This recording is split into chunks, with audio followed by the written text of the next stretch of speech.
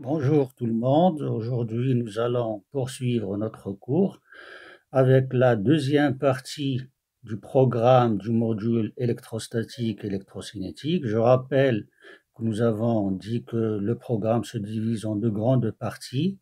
La partie électrostatique où nous avons terminé la dernière fois et aujourd'hui nous allons poursuivre avec la partie 2, la partie B, électrocinétique. Dans le cas de l'électrostatique, nous avons étudié les propriétés électriques lorsque les charges sont immobiles, ou bien lorsque leur vitesse moyenne est égale à 0. En électrocinétique, nous allons étudier les propriétés des charges et surtout lorsqu'elles sont en mouvement d'ensemble. Et pour cela, nous allons introduire la notion dans le chapitre 1 de courant électrique. Chapitre 1, courant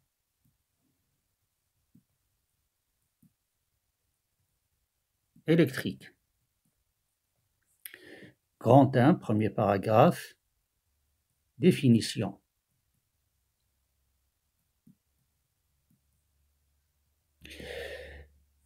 Nous allons considérer un conducteur électrique que nous avons défini au début du chapitre précédent.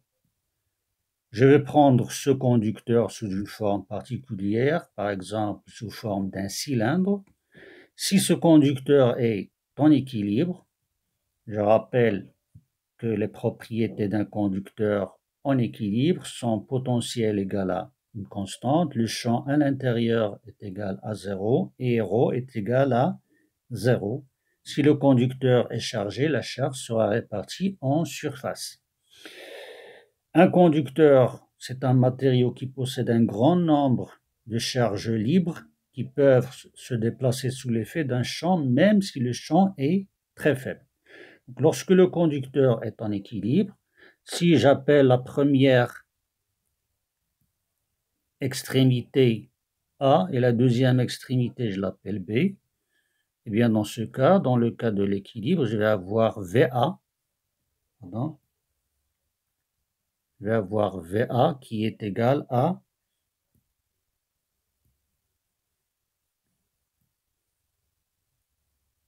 VB. Et dans ce cas, j'ai les propriétés d'un conducteur en équilibre. Mais si le conducteur n'est plus en équilibre, c'est-à-dire si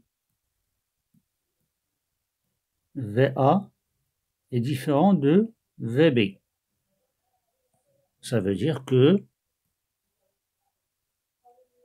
je n'ai plus l'équilibre et j'ai une différence de potentiel qui est non nulle, donc VA moins VB est différente de 0. Je vais supposer qu'elle est supérieure à 0, par exemple, mais peut être aussi inférieure à 0. Bien, dans ce cas, le conducteur n'est plus en équilibre.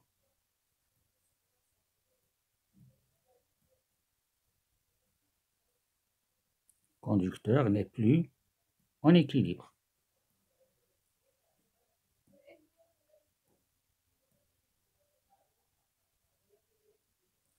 Et s'il n'est pas en équilibre, ça veut dire que le champ à l'intérieur n'est pas nul. Et s'il n'est pas nul, ça veut dire que les charges libres vont se mettre en mouvement, même si le champ est très faible. Si je suppose que VA est supérieur à VB, ça veut dire qu'à l'intérieur, je vais avoir un champ qui sera dirigé de A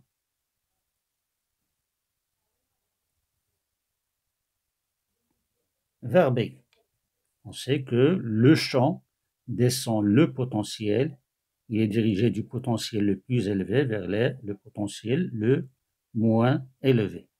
Et par conséquent, pour les charges libres du conducteur, si j'ai des charges qui sont par exemple des charges positives, bien ces charges positives, ils vont subir l'action d'une force F+, qui est dans le même sens que le champ électrique E. Et si j'ai des charges négatives, eh bien, ils vont se subir des forces, ou bien une force F- qui est dans le sens opposé du champ électrique établi dans le conducteur. Sous l'effet de ces deux forces, les charges vont se mettre en mouvement et ce mouvement d'ensemble, c'est ce qu'on appelle le courant le courant électrique. Donc la définition d'un courant électrique sera comme suit. On appelle courant électrique, on appelle courant électrique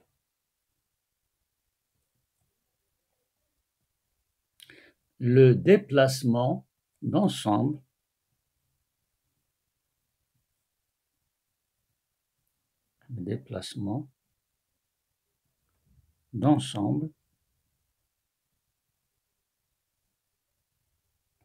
des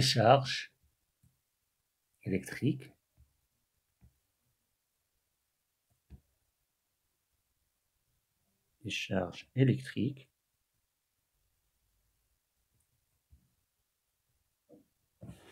véhiculées par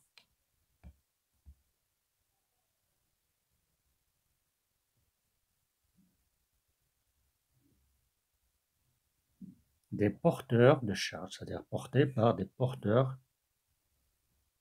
de charge.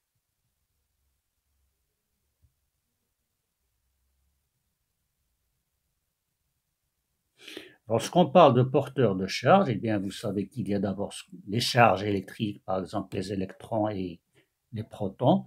Et les porteurs de charge, ce sont des entités chimiques qui seront ionisées, c'est-à-dire chargées, par exemple des atomes, ou bien des molécules qui vont perdre ou bien recevoir des charges. Par exemple, si je prends le cas du fer, par exemple, le fer, je peux avoir Fe+, ou bien Fe de plus, ou même Fe3+. Donc c'est le même atome qui peut porter soit une charge E, soit deux charges, soit trois charges. Donc il y a le porteur de charge et puis sa charge qui peut changer avec l'ionisation de ce porteur de charge. Donc, dans le cas général, si j'ai des porteurs de charge qui sont en mouvement de masse, en mouvement d'ensemble, eh bien, je vais dire que j'ai un courant électrique. Mais on voit que, d'après ce que j'ai ici, le sens des charges positives est l'opposé de celui des charges négatives.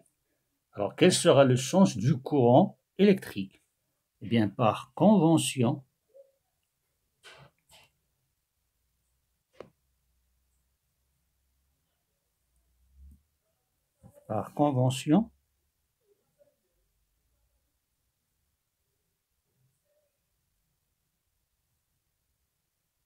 le sens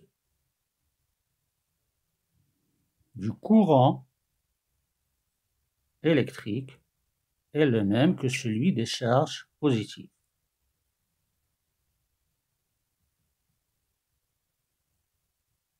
Et celui des charges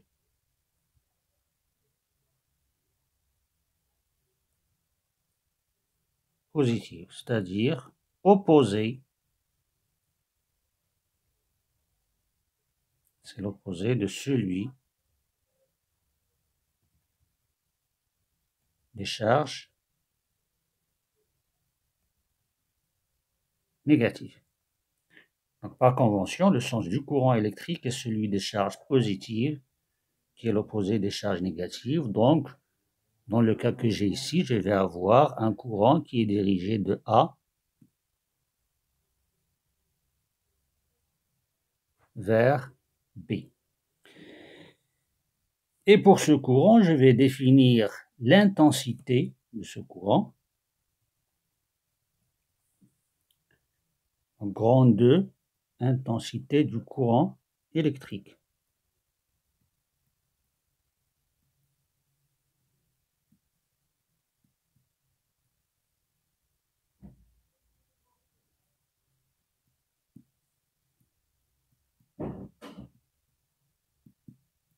Intensité du courant électrique qui sera définie de la façon suivante. Si je considère mon conducteur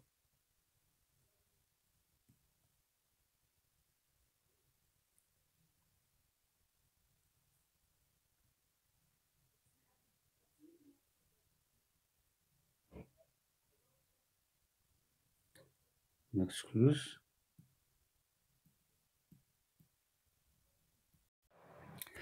Et alors, si je considère ce conducteur-là, mon conducteur qui est traversé par le courant I, et je considère une section de ce conducteur, une section quelconque, eh bien, cette section sera traversée par une certaine quantité de charge, soit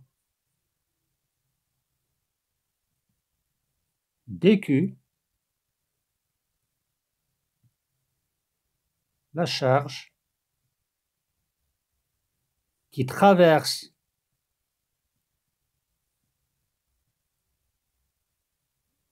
la section S qui est là, qui traverse une section S,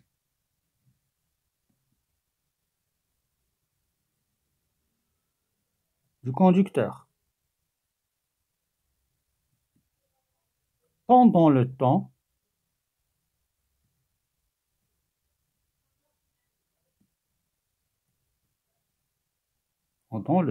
dt.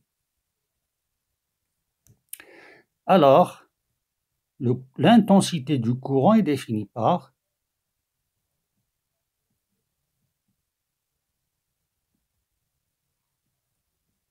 l'intensité du courant est définie par I égale le rapport dQ sur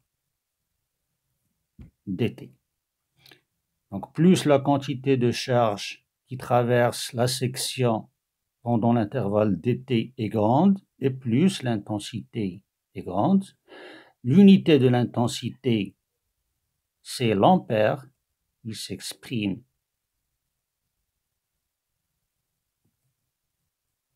en ampères,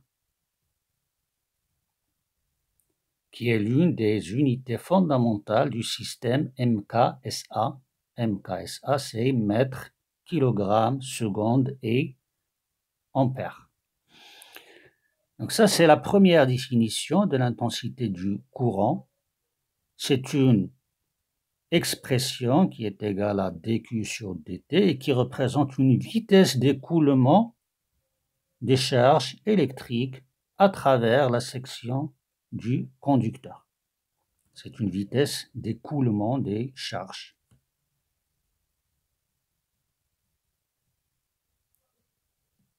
Et c'est une vitesse d'écoulement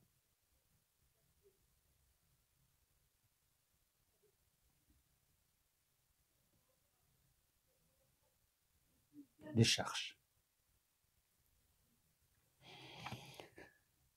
Bien, passons maintenant au paragraphe suivant. Nous allons étudier la notion de densité de courant. Densité de courant.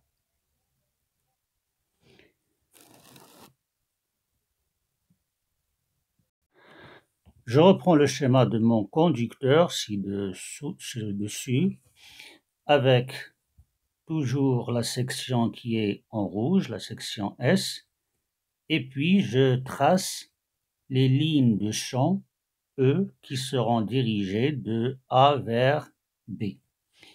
Et on va chercher quel est le courant élémentaire qui va traverser un élément ds de la section S. Ça, c'est la section S. Et là, j'ai un élément ds de cette section qui sera parcouru par un élément de courant DI. Alors, soit DI qui est égal à D de dQ sur dt égale à d2 de q sur dt, l'élément de courant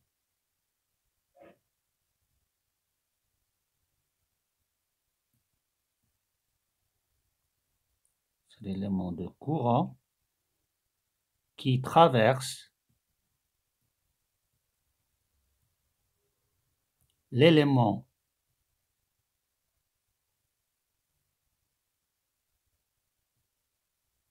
ds de la section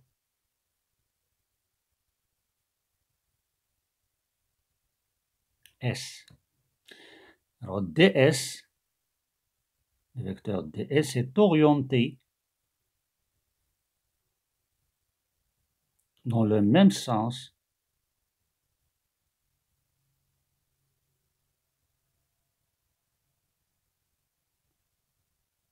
que le courant I.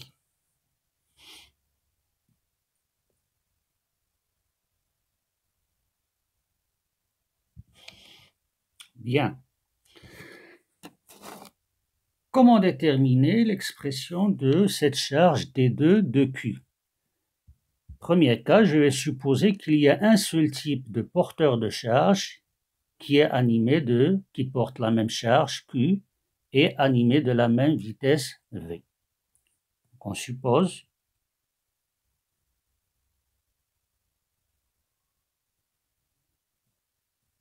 qu'on a un seul type, on va généraliser par la suite, un seul type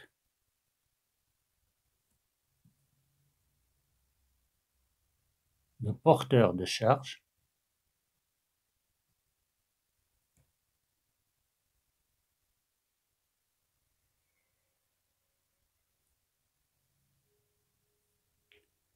dont la densité est de densité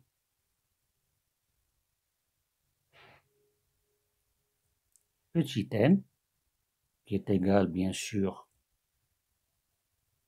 à d grand N sur d taux, où d taux c'est un élément de volume, donc dn c'est le nombre de porteurs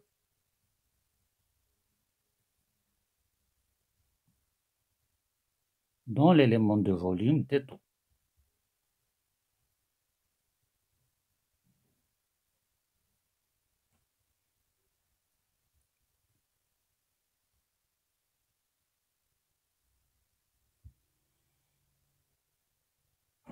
Donc n c'est la densité, elle est en mètres à la puissance moins 3.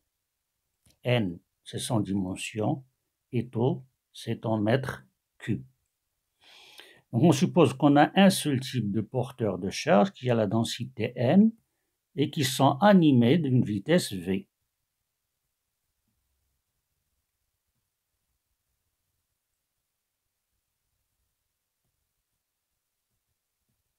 Sera animé de la vitesse v. Si ce sont des charges positives, bien sûr, v sera dans le même sens que le courant I. C'est le cas que nous allons prendre. On va prendre dans ce cas des charges, par exemple, positives. Donc, animées de la vitesse v.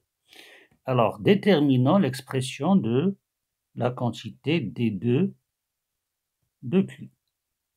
Alors, quelle sera la quantité de charge qui va traverser l'élément ds pendant le temps dt? Eh bien, puisque chaque porteur de charge est animé de la vitesse v, et on suppose que chaque porteur porte la charge q, donc animé de la vitesse v et porte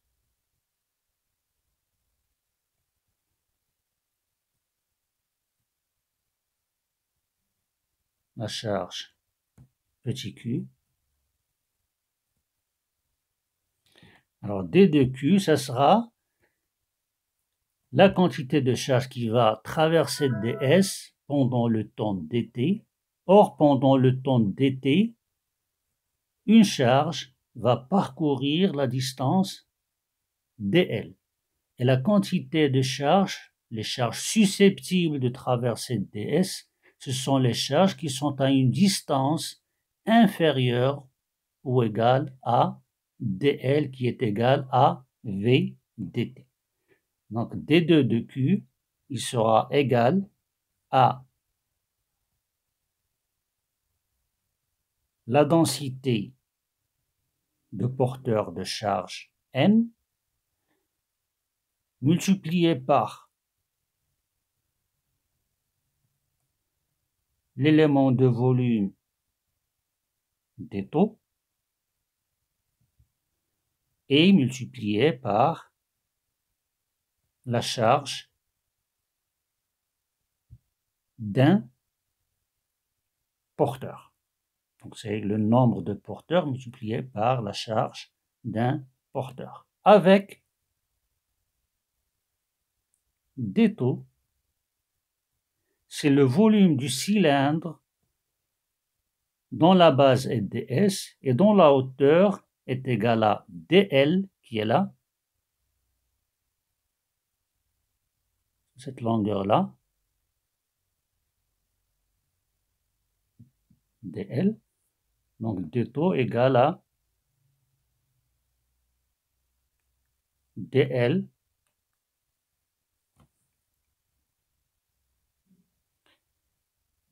multiplié par ds, et si je veux les exprimer vectoriellement, ça sera dl scalaire ds, comme ça va englober tous les cas possibles, mais même s'ils ne sont pas collinéaires.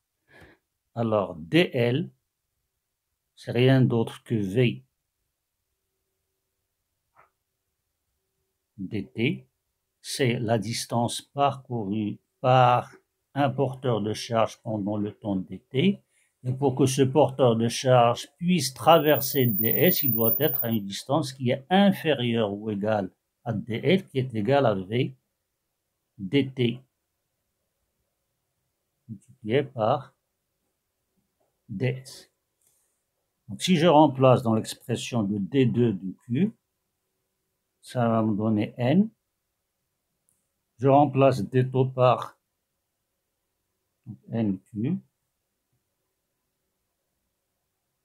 Je remplace d taux par son expression qui est égale à v.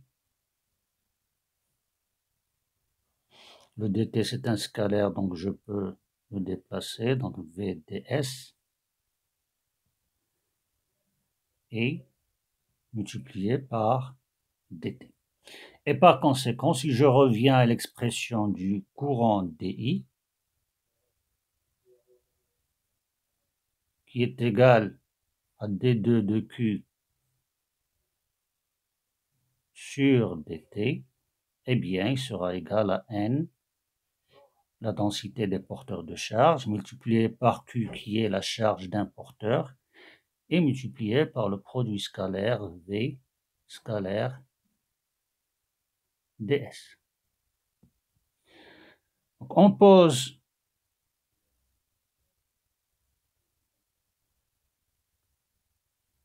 J égale n q v, c'est un vecteur. Et comment est-ce qu'on va appeler ce vecteur? Alors n, c'est la densité de porteurs, c'est-à-dire le nombre de porteurs par unité de volume. Lorsque je multiplie par Q, par la charge d'un porteur, eh bien ça va me donner la densité de charge, c'est-à-dire la quantité de charge par unité de volume. Et lorsque je multiplie par V, donc ce sont des charges en mouvement. Et des charges en mouvement, c'est un courant. Donc ça va donner une densité de courant. Et ça s'appelle le vecteur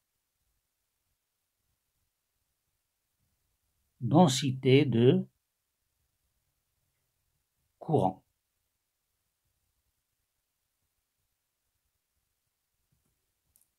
J, c'est le vecteur densité de courant électrique.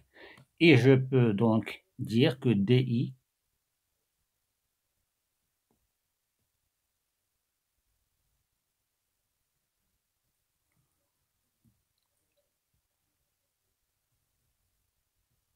est égal à J scalaire ds.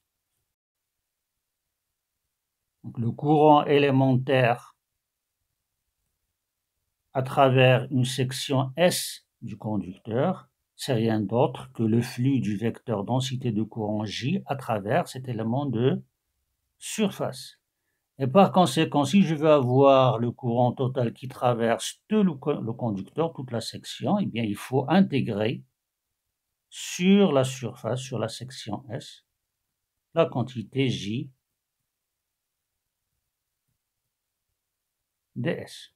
C'est donc le courant I qui va s'exprimer soit comme étant le flux de J à travers la section du conducteur, ou bien c'est égal à la vitesse d'écoulement des charges dQ sur dt, et c'est ça ce qui va donner l'expression du vecteur densité de courant. Si on a plusieurs types de porteurs,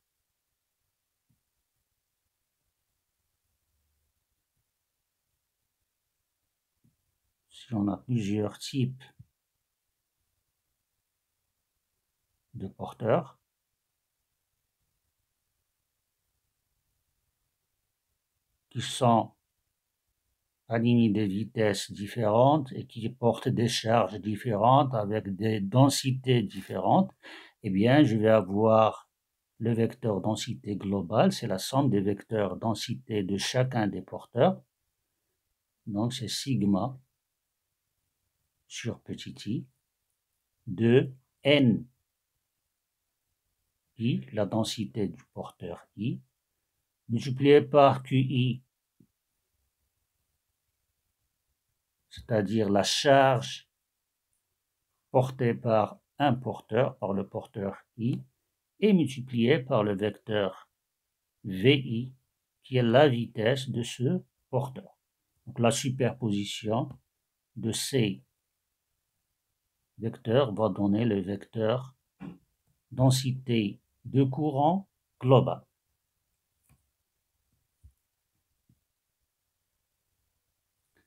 Et on arrête là pour aujourd'hui, pour continuer la prochaine fois, Inch'Allah.